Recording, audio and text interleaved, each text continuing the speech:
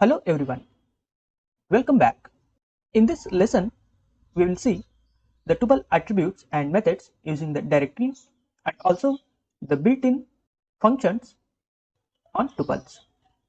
Let us see the attributes and methods using the directory method. Here we can see the attributes and methods count and index. Let us see the index method. Index method will search the object and returns the index of the given value or object where it is available in the tuple. For example, here I have a tuple 8 with the heterogeneous data types, means string values, numerical values and one list. And I have also mentioned the positive indexing from left to right, and this tuple 8 consists of 9 elements and the index starts from 0.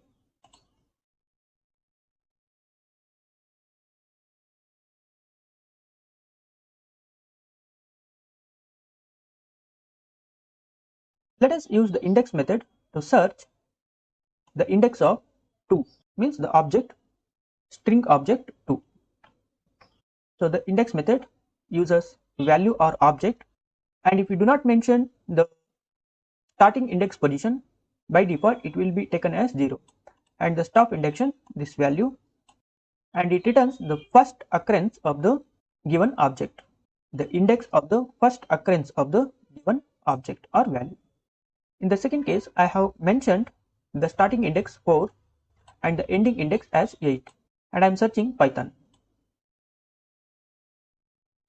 with the starting index as 4 and the ending index as 8. For the second statement, we will get an error because the Python occurs at the index position 3, but we have used 4.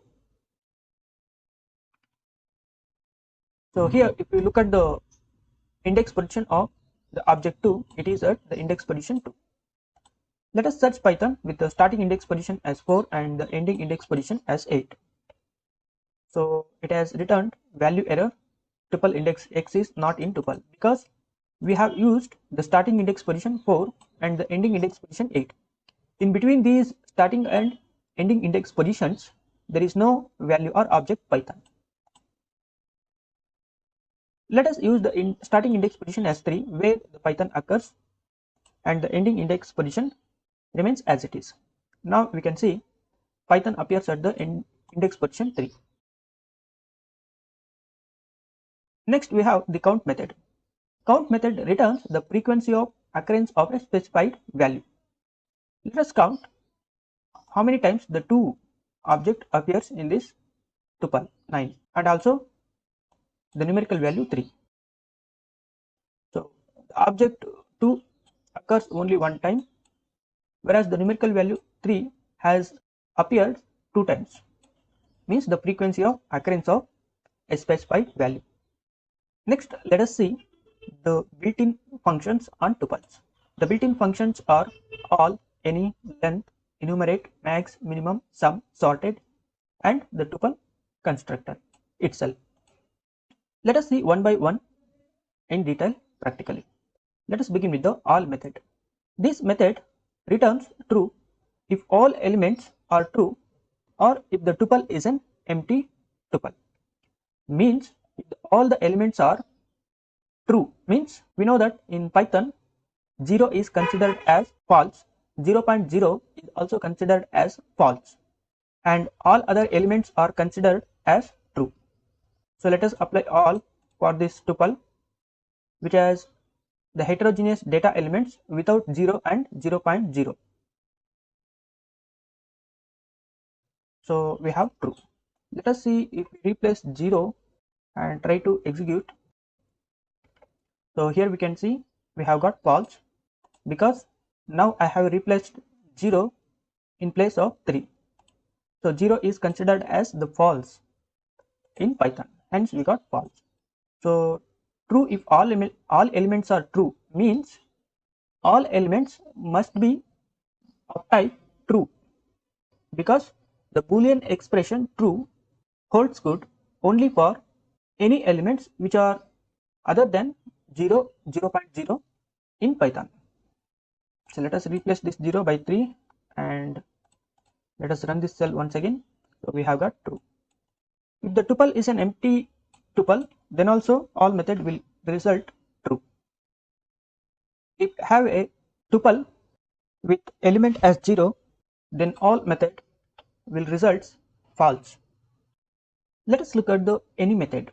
Any method return true if any element of the tuple is true. If tuple is empty, then it returns false. Here any means, please observe the words carefully, all and any. In all the elements must be true, but in any method, any of the elements must be true. Means we can use 0 also. Let us check with the tuple 13, which has the element 0 also in its tuple. So as I said earlier, any method will look for any value. If it is true, then it results true. Any means 0 is an option. We have several other values which are non-zero, like Prithvi, welcome to 1, 2, 3, and one more list. If any one of the value is true, then any method will return true. That is the meaning. If the tuple is an empty, then any method will return false. Next we have the length. It returns the length of the tuple or size of the tuple. For example, in tuple 13 we have 10 elements. Maximum method returns the maximum element of a given tuple. For this method, all the elements must be of the same type. So we have maximum value 30 in this tuple 15. If we use strings, lowercase letters are given the highest priority than uppercase letters. Means between A to Z. In this tuple 16, Prithvi, welcome to Python course, W is the highest alphabet, moving from A to Z, A, B, C, D up to Z. And hence the word welcome is the maximum element. So here we can see the maximum object is welcome. Minimum, on the other hand, returns the minimum element of a given tuple. So here we have 1 as the minimum element. If we use strings, uppercase letters are given the highest priority than lowercase letters.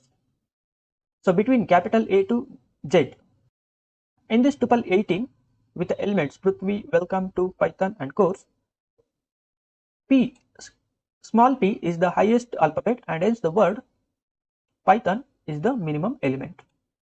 So, sorry, it is capital P. So look at here, Python, because the uppercase letters are given the highest priority.